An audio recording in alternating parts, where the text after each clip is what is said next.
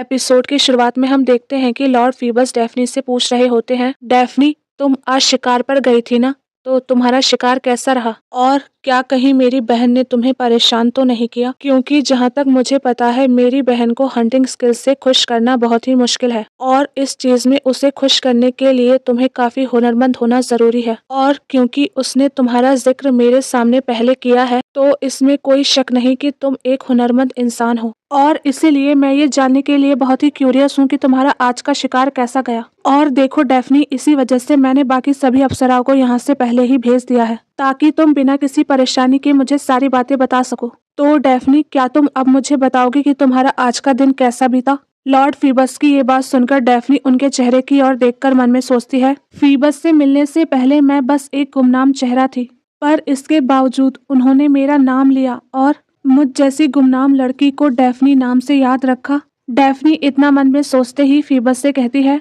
Lord Phoebus, मैंने आज सुबह सिर्फ एक विक्सिन पकड़ी थी। ये सुनकर फीबस कहता है, क्या सचमुच तुमने एक विक्सिन पकड़ी थी? इसका मतलब तुम तीरंदाजी में काफी अच्छी होगी, है ना डैफ्नी? फीबस के इतना कहते ही हम डैफ्नी को देखते हैं जो फीबस के हाथों में अपने हाथों को देखकर मन में सोच रही थी, अब मैं क्या करूं? मुझे ऐसा लग रहा है जैसे वो मेरी उंगलियों के जरिए से मेरे दिल की तेज धड़कन को सुन सकते हैं। डैफ्नी इतना मन में सोचते ही फीबस के हाथों से अपने हाथों को दूर हटा लेती है और फिर उसके चेहरे को इग्नोर करते हुए बोलती है, माय लॉर्ड, अब मैं आपके पैरों को भी धो देती हूँ। डैफ्नी फीबस से इतना कहते ही उसके पैरों को धोने लगती है और फिर मन में खुद से सवाल करते हुए कहती है, डैफ्नी, आज क्यों तुमने इस फूल से भी सुंदर फूल अपने बालों में नहीं लगाया? और क्या कहीं शिकार से लौटते समय तुम्हारे कपड़ों पर खून तो नहीं लग गया था? डैफ्नी मन में खुद से इतना कहते ही हमसे कहती है, मैं हमेशा से इन पलों के सपने देखा करती थी और अब जब ये पल सच हो गए हैं तो मैं कैसे लॉर्ड फीबस के सामने इतने डिस्ग्रेसफुल स्टेट में खड़ी हूँ। डैफ्नी हमसे इतना कहती ही है कि तभी लॉर्ड फीबस उससे कहते हैं,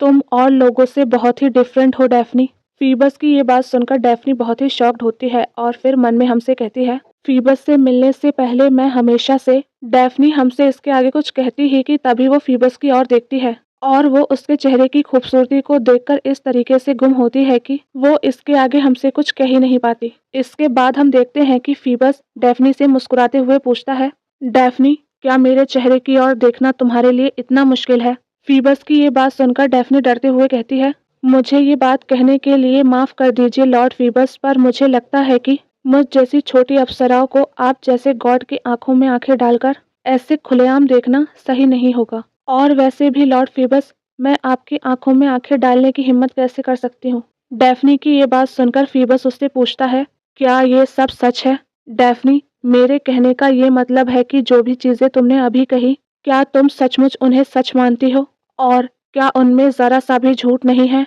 क्योंकि तुमने इतने समय तक खुद को छुपाए रखा और मेरे पास होने पर भी ऐसा जताया जैसे कि तुम मुझे देख नहीं रही हो, लेकिन जब भी मैं तुमसे दूर चला जाता हूँ तो तुम्हारी नजरें मुझ पर ही टिकी रहती हैं और तुम ऐसा बहुत समय पहले से करती आ रही हो। फीबस की इन बातों को सुनकर डैफ्नी बहुत ही सरप्राइज्ड होती है और ये देखकर फीबस उससे कहता है, आज तुम्हें देखकर मुझे समझ आता है कि मेरी बहन ने तुम्हें इतने समय तक मुझसे छुपाकर क्यों रखा था। शायद मेरी प्यारी बहन को अपने ही बड़े भाई पर शक था, लेकिन इस बार उसने हद पार कर दी है क्योंकि वो बेवजह ही इतना ज्यादा जल रही है। फीबस डैफ्नी से इतना कहते ही अपनी चेयर से उठता है और फिर उसके फेस को टच करते हुए कहता है, डैफ्नी, तुम्हारा ये फेस देखकर मुझे समझ आ रहा है कि शायद मेरी प्यारी बहन को इस बात का डर है कि वो अपनी लॉयल सर्वेंट को खो ना दे, पर लगता है मेरी प्यारी बहन का प्लान ये नहीं है कि वो तुम्हें मुझसे छुपा सके, पर लगता है कि वो मुझे तुमसे छुपाना चाहती है। फीबस इसके बाद डैफ्नी के चेहरे की ओर देखकर कहता है, डैफ्नी, लगता है कि अभी तक मेरी बहन को ये पता नहीं है कि सिर्फ मेरा तुम्हारा नाम लेने पर ही तुम्हारे चेहरे के एक्सप्रेशंस बदल जाते हैं। इसके बाद फीबस डैफ्नी के लिप्स को टच करते हुए कहता है, लगता है इस बार मेरी प्यारी बहन ने बहुत ही गलत अंदाजा लगाया था क्योंकि वो तुम्हें मुझसे दूर रखना चाहती थी ताकि तुम भी बेचारी कैलिस्टो की तरह भालू ना बन जाओ, पर लगता है मेरी प्यारी बहन ने कभी भी अंदाजा नहीं लगाया होगा कि उसकी प्यारी डैफ्नी तो मुझे बहुत ही पहले से पसंद करती है। इसके बाद फीबस डैफ्नी के और भी करीब आता है और फिर उससे कहता है, डैफ्नी, तुमने अभी अभी कहा कि तुम में गॉड की आंखों में आंखें डालने की हिम्मत नहीं है, तो फिर तुमने उसी गॉड से झूठ बोलने की हिम्मत कैसे की? सचमुच डेफनी, तुम इतनी भी सीधी नहीं हो जितनी तुम दिखती हो। फीबस डेफनी से इतना कहते ही अपनी चेयर से उठता है और फिर उससे कहता है, डेफनी, तुम्हारी किस्मत अच्छी है क्योंकि मैं अपनी बहन जितना कठोर नहीं हूँ और इसीलिए मैंने ये तय किया है कि मैं अपनी बहन से कुछ नहीं कहूँगा, पर मेरी एक शर्त है कि अब से तुम्हें समझदारी से रहना होगा ताकि तुम भी किसी पत्थर की मूर्ति में ना बदल जाओ। इसके बाद फीबस डेफनी की ओर देखकर गुस्से में कहता है, डेफनी, मेरे हाथों को धोते समय तुम कांप रही थी और अब मेरी ओर देखकर इस तरीके के एक्सप्रेशंस बना रही हो जैसे मैंने तुम्हारे साथ कुछ गलत किया हो। बस करो डेफनी, अब तुम यहाँ से जाओ। फीबस को इतने गुस्से में देखकर डेफनी बहुत ही डर जाती है और फिर मन में खुद से कहती है, भले ही फीबस ने मुझे माफ कर दिया हो लेकिन फिर भी मुझे ऐसा लग रहा है जैसे मेरा दिल टूट रहा हो। डेफनी इसके बाद खुद से सवाल करते हुए मन में कहती है, अगर मेरे दिल में लॉर्ड फीबस के लिए कोई भी फीलिंग्स नहीं है तो मैं उनकी इन बातों को सुनकर इतनी दुखी क्यों हूँ? और अगर सचमुच मैं कभी नहीं चाहती थी कि वो मेरी ओर देखें तो फिर क्यों? डेफनी मन में खुद से इतना कह रही होती है कि तभी सीन शिफ्ट होता है और फिर हम कुछ दिनों बाद का सीन देखते हैं जहाँ पर हम ये देखते हैं कि डेफनी अपनी फ्रेंड्स के साथ जंगल की ओर जा रही होती है और मन में खुद से कह रही होती है कि उस दिन के बाद से कुछ नहीं बदला। डेफनी मन में खुद से इतना कहते ही हमें फीबस के बारे में बताते हुए कहती है, फीबस अपोलो देवताओं के भी देवता हैं, शायद इसीलिए सभी उनकी चमक देखकर अपने आप ही अपने सिर झुका लेते हैं और शायद उन लोगों का ऐसा करना जायज भी है क्योंकि लॉर्ड फीबस का फेस ऐसा है जैसे कि सनलाइट से बना हो और उनके गोल्डन कलर के बाल और उनकी स्काई ब्लू कलर की आंखें, उन्हें देखकर ऐसा लगता है कि पूरा आसमान उन्हीं के नीचे है और उनके शोल्डर्स पर वो रॉयल पर्पल कलर का क्लॉक। इन सभी चीजों को देखकर मुझे कभी कभी लगता है जैसे उनकी ये खूबसूरती किसी नॉर्मल इंसान जैसी कभी हो ही नहीं सकती। डेफनी फीबस के बारे में हमें इतना बताते ही मन में खुद से कहती है, लॉर्ड फीबस की खूबसूरती के साथ साथ एक चीज और है जो कभी नहीं बदल सकती और वो है मेरी ओर देखना और देखकर एक बार मुस्कुराना। डेफनी इसके बाद दुखी होते हुए मन में सोचती है, उस दिन के बाद से जब भी मैं लॉर्ड फीबस से मिली तो ना ही उन्होंने मेरी ओर देखा और ना ही मेरा नाम लिया और कभी कभी तो वो मेरी ओर देखकर ऐसे बिहेव करते जैसे कि मैं उनकी कोई दुश्मन हूँ। डेफनी इसके बाद दुखी होते हुए मन में खुद से कहती है, पता नहीं क्यों पर लॉर्ड फीबस को ऐसे बिहेव करते हुए देखकर मुझे बहुत ही दर्द महसूस होता है और कभी कभी ये दर्द इतना बढ़ जाता है कि इसे संभालना मेरे लिए मुश्किल हो जाता है। डेफनी इसके बाद मन में सोचती है, मैंने इससे पहले अपनी पूरी जिंदगी में कभी भी इतना दर्द फील नहीं किया था जितना अब कर रही हूँ। डेफनी इसके बाद लॉर्ड फीबस को याद करते हुए मन में खुद से कहती है, लॉर्ड फीबस का मेरा नाम लेने से पहले और मेरा प्यार को समझने से पहले मुझे कभी भी इतना दर्द महसूस नहीं हुआ जितना अब हो रहा है। डेफनी इसके बाद मन में सोचती है, मुझे अब लगता है कि जब मेरी फीलिंग्स के बारे में किसी को नहीं पता था तो शायद उस समय फीबस ने मुझ पर ऐसा कर्ज कर दिया था कि मैं इतना टूट गई कि उसकी कही गई सभी बातों को सच मानने लगी। डेफनी इसके बाद लॉर्ड फीबस को याद करते हुए मन में खुद से कहती है, फीबस की एक झलक, उनकी एक मुस्कुराहट और उनका मेरी और थोड़ा सा अटेंशन ही मुझे खुशी से भर देता है, पर उनका यही अटेंशन मुझे एक समय के बाद मुझे उन्हीं अंधेरों में धकेल देता है जहाँ से उसकी शुरुआत हुई थी और ऐसा मेरे साथ एक बार नहीं बार बार होता है और यही सिलसिला चलता रहता है। इसके बाद डेफनी मन में सोचती है, लॉर्ड फीबस को पहली बार देखने के बाद जब भी मैं उन्हें देखती थी तो मैं बहुत घबरा जाती थी, लेकिन अब जब मैं उन्हें नहीं देख पा रही हूँ तो ऐसा लग रहा है जैसे कि समय थम सा गया हो और शायद इसी वजह से मेरी हालत बिल्कुल वैसी हो गई है जैसे किसी कैदी की हालत जेल में रहने से होती है। डेफनी के इतना मन में सोचते ही सीन शिफ्ट होता है और फिर हम कुछ दिनों बाद का सीन देखते हैं जहाँ पर हम देखते हैं कि लॉर्ड फीबस और आर्टेमस टेम्पल की ओर जा रहे होते हैं और उन्हें देखकर डेफनी और कुछ और अप्सराएं उन्हें ग्रीट करते हुए कहती हैं, आप दोनों का स्वागत है लॉर्ड फीबस और लेडी आर्टेमस। इसके बाद डेफनी लॉर्ड फीबस की ओर देखकर मन में सोचती है, उस दिन के बाद से एक चीज हम दोनों के बीच में बदल गई और वो है कि फीबस ने मुझे उस दिन के बाद से कभी भी एक औरत की तरह नहीं देखा और अब वो मुझे देखकर इस तरीके से प्रिटेंड करता है कि हम दोनों के बीच में कुछ हुआ ही नहीं था। डेफनी इतना मन में सोच रही होती है कि तभी हम देखते हैं कि फीबस उसे इग्नोर करते हुए वहां से चला जाता है और ये देखकर डेफनी शॉक्ड होते हुए मन में सोचती है, आजकल लॉर्ड फीबस इसी तरह मुझे इग्नोर करते हुए मेरे पास से गुजर जाते हैं, लेकिन उनके ऐसा करने पर मैं कभी-कभी एक छोटी-सी चीज़ महसूस कर पाती हूँ, और वो चीज़ है। डैफ्नी इतना मन में सोचते ही लॉर्ड फीबस की ओर देखती है और फिर मन में खुद से कहती है, उस दिन के बाद से लॉर्ड फीबस ऐसे बिहेव करने लगे हैं जैसे हम दोनों के बीच में ऐसा कोई बड़ा सीक्रेट है जिसके बारे में गॉडेस भी नहीं जानती है। डैफ्नी इसके बाद मन में खुद से कहती है, वैसे ऐसा नहीं है कि लॉर्ड फीबस के ऐसा करने से मेरा दिल उनके लिए जोर जोर से धड़कने लगा हो, या फिर ऐसा भी नहीं है कि मैं उनके लिए बाकी अप्सराओं से कुछ ज्यादा ही खास बन गई हूँ। डैफ्नी इतना मन में खुद से कहते ही मन में सोचती है, फीबस की इन्हीं हरकतों से मुझे ये समझ आ गया है कि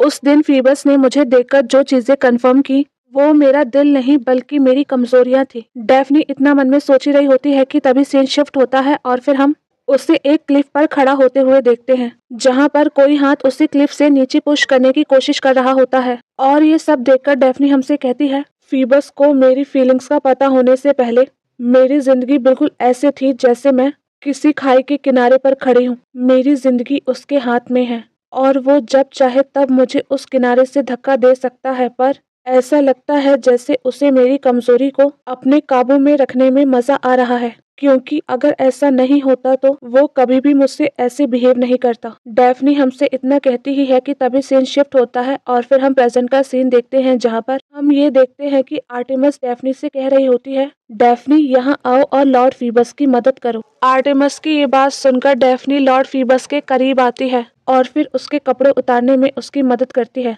और फिर मन में सोचती है, पता नहीं क्यों पर आजकल लॉर्ड फीबस हर 2-3 दिनों में जानबूझकर मुझे अपनी सेवा करने के लिए चुनते हैं, और मैं पहले इन पलों का इंतजार किया करती थी, लेकिन अब मेरे साथ अब ऐसा ना हो। डैफ्नी इतना मन में सोचते ही फीबस के कपड़ों की रोप को बांधने लगती है और फिर शर्माते हुए उसकी ओर देखती है, पर वो ये देखकर शॉक्ड होती है कि लॉर्ड फीबस उसी की ओर ही देख रहे हैं। इसके बाद डैफ्नी फीबस की ओर देखकर मन में सोचती है, फीबस तुम्हें ऐसे मुस्कुराते हुए देखकर मुझे ये समझ आ रहा है कि आज भी तुम्हारा दिल बिल्कुल वैसे का वैसा ही है, बिल्कुल कठोर। डैफ्नी इतना मन में सोचते ही फीबस से सवाल करते हुए मन में कहती है, फीबस क्या तुम्हें ये पता है कि तुम्हारी ऐसी मुस्कुराहट को देखकर मेरे अंदर जो वो उम्मीद है कि तुम भी मेरे लिए वही फील करते हो जो मैं तुम्हारे लिए करती हूँ, कभी कभी वो उम्मीद को तुम्हारी मुस्कुराहट सच साबित कर देती है, लेकिन जब तुम मुझसे नजरें फेर लेते हो तो मुझे पल भर में ही ये महसूस हो जाता है कि तुम्हारी वो पल भर की मुस्कुराहट बिल्कुल वैसी थी जैसे कि कोई मालिक अपने गुलाम को देखकर मुस्कुराता है। डैफ्नी इतना मन में खुद से कहते ही फीबस को याद करते हुए मन में सोचती है, फीबस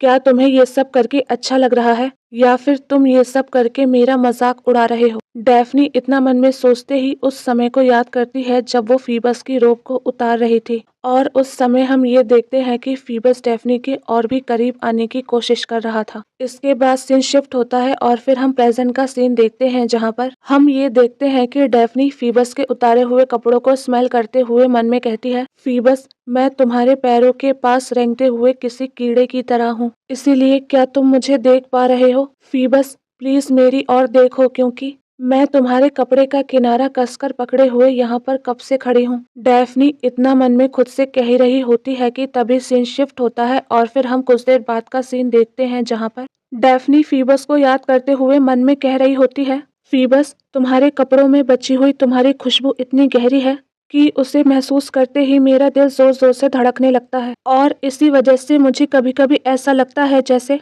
मेरे इमोशंस मेरे काबू से बाहर हो जाएंगे। और फीबस मुझे अब नहीं लगता कि मैं अब पहले जैसी रह गई हूँ, और लगता है तुम्हारी पॉइजनस बेरहमी ने मुझे अंदर से पूरा बदल दिया है, और अब तो मेरी हालत ऐसी हो गई है कि मैं शिकार करना तो दूर की बात है, मैं एक खरगोश तक नहीं पकड़ पा रही हूँ। डैफ्नी मन में खुद से इतना कहते ही फीबस को याद करती है और फिर खुद से कहती है, फीबस मैं तुम्हारी बेरहमी से सबसे ज्यादा नफरत करती हूँ, क्योंकि जिस तरह तुम मेरी आंखों के सामने किसी दूसरी औरत के साथ बेशर्मी से चले जाते हो, ये चीज मुझे अंदर से झिझोड़ कर रख देती है। डैफ्नी खुद से इतना कहते ही फीबस को याद करते हुए मन में सोचती है, फीबस अब ये सोचकर भी मेरा दिल भर आता है कि कहाँ पहले मैं तुम्हारी बेरहमी से नफरत करती थी और अब तुम्हारी यही बेरहमी मुझे याद आने लगी है। डैफ्नी इतना मन में सोच रही होती है कि तभी सीन शिफ्ट होता है और फिर हमें किसी की आवाज आती है जो हमसे कह रहा होता है, फीबस को संभालना डैफ्नी के लिए बहुत ही मुश्किल है,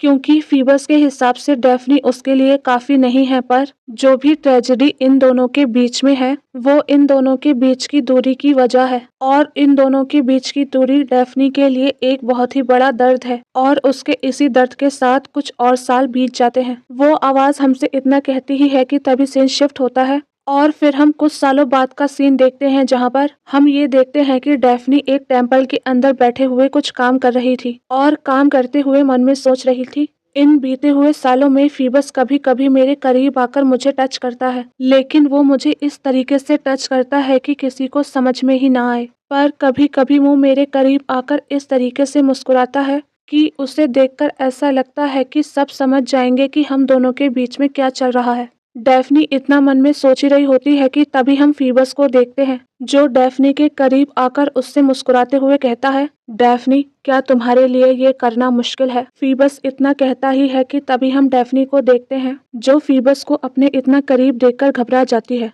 और ये देखकर फीबस उसके कंधे पर हाथ रखते हुए कहता है, कोई बात नहीं डेफनी। फीबस को इस तरीके से बिहेव करता हुआ देखकर डेफनी डरते हुए मन में खुद से कहती है, लॉर्ड फीबस कभी कभी बहुत ही ज्यादा क्रूअल हो जाते हैं, और कभी कभी इतने ज्यादा जेंटल कि कभी कभी मुझे ये समझ ही नहीं आता कि मैं उनके कौन से रूप को सच मानूं। डेफनी इतना मन में खुद से कहते ही फीबस की ओर देखती है, और फिर फीबस को मुस्कुराते हुए देखकर मन में खुद से कहती है, कभी कभी वो लॉर्ड फीबस की बच्चों जैसी आंखें मुझे इस तरीके से देखती हैं कि मानो जैसे ये चेक कर रही हूँ कि मैं इस बार जिंदा भी हूँ या नहीं, और इस तरीके के मेरी जिंदगी में कई दिन गुजरे हैं जो शायद कभी बदलेंगे ही नहीं। डेफनी मन में खुद से इतना कहती ही है कि तभी सीन शिफ्ट होता है, और फिर हम किसी की आवाज सुनते हैं जो हमसे कह रहा होता है कि इसी तरह फाइनली सर्दियों के दिन बीत जाते हैं और समर सीजन आ जाता है, लेकिन समर सीजन के आने के बाद से फीबस ने टेम्पल में आना बिल्कुल बंद कर दिया, और उसका इस तरीके का बर्ताव देखकर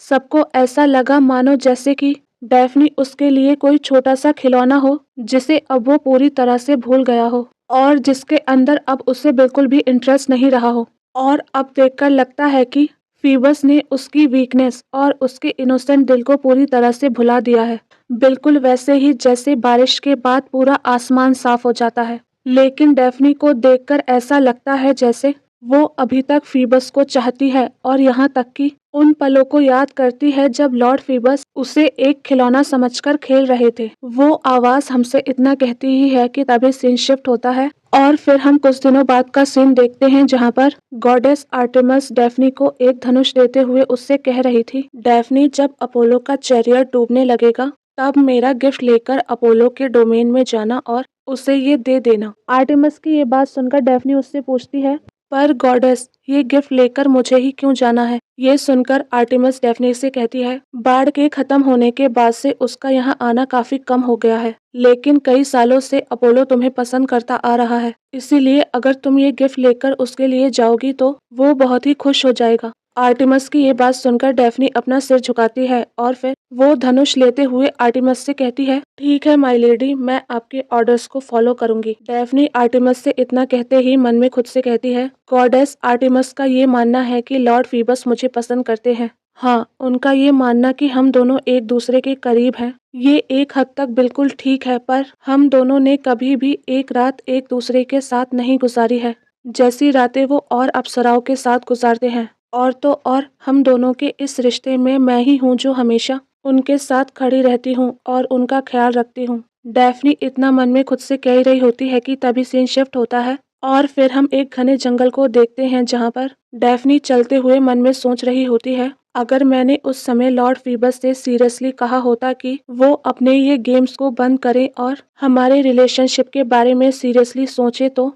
हो सकता है कि शायद इतने सालों के बाद हम दोनों का रिलेशनशिप बदल जाता, लेकिन अब तो ऐसा हो नहीं सकता। पर इतने सालों के बाद शायद ये पॉसिबल हो कि लॉर्ड फीबस का दिल बदल गया हो, और शायद यही मेरा मौका है कि मैं अपने प्यार को लॉर्ड फीबस के सामने बयां कर सकूं। डेफनी इतना मन में सोचते सोचते ही फीबस के डोमेन तक पहुंच जाती है, और फिर फीबस को याद करते हुए मन में खुद से कहती है, मैं अब इस दर्द वाले प्यार से इतना परेशान हो गई हूँ कि अब बस इसे मैं खत्म करना चाहती हूँ, चाहे इसके लिए मुझे सब कुछ रिस्क पर ही क्यों ना डालना पड़े। डेफनी ये सब मन में खुद से कहकर खुद को करेज देते हुए आगे बढ़ ही रही होती है कि तभी वो फीबस को किसी और लड़की के साथ इंटीमेट होते हुए देखती है और ये सब देखकर वो इतना शॉक्ड होती है कि जिस जगह पर वो खड़ी होती है वहां से वो हिल तक नहीं पाती। इसके बाद हम ये देखते हैं कि फीबस उस लड़की के साथ इंटीमेट होते हुए डैफ्नी की ओर देखता है और फीबस को अपनी ओर ऐसे देखते हुए डैफ्नी को इतना डिस्गस्टिंग फील होता है कि वो वहां से भागने लगती है और भागते हुए मन में सोचती है ये क्या था। डैफ्नी इतना मन में सोचकर भागी रही होती है कि तभी उसका पेड़ एक टहनी पर लगता है और वो धड़ाम से जमीन पर गिर जाती है और फिर रोते हुए मन में सोचती है इस पल में भी जब मेरा दिल पूरी तरह से टूट रहा है फिर भी क्यों, आखिर क्यों। मैं ये सोच रही हूँ कि काश वो लड़की मैं होती तो। डैफ्नी इतना मन में सोचते ही गॉड से प्रे करते हुए कहती है ओ एफ्रोडाइटी, प्यार की देवी, अगर आप स्वर्ग में हो तो प्लीज मेरी प्रे को सुनिए कि अगर फीबस मुझे एक बार एक औरत के रूप में देख पाता है, किसी खिलौने के रूप में नहीं, और उसका प्यार सिर्फ और सिर्फ मेरे लिए हो, किसी और के लिए नहीं, तो अगर ये सब कुछ सच हो सकता है तो मैं बिना किसी अफसोस के भी मर सकती हूँ। डैफ्नी गॉड से इतना कहते ही अपने पूरे होश में आती है और फिर खुद से कहती है अभी मेरे मन में ये क्या चल रहा है। डैफ्नी खुद से इतना कहते ही मन में सोचती है अब मैं कहाँ जाऊं और क्या करूं। डैफ्नी इतना सोचते ही गॉडेस को याद करते हुए कहती है हाँ, मुझे सबसे पहले गॉडेस के पास जाना चाहिए। डैफ्नी इतना खुद से कहते ही जमीन से उठती है और फिर फीबस का धनुष जो वो उसे देने के लिए लेकर आई थी उसे वो जमीन पर रखती है और फिर खुद से कहती है मैं कभी भी इस जगह पर वापस नहीं आऊंगी। डैफ्नी इतना कहते ही वहां से जाने लगती है कि तभी सीन शिफ्ट होता है और फिर हम एक दूसरी गॉडेस को देखते हैं जो अपने ग्रीन हाउस में बैठकर आराम से चाय पी रही होती हैं और मुस्कुराते हुए कुछ सोच रही होती हैं कि तभी एपिसोड यहीं पर खत्म हो जाता है।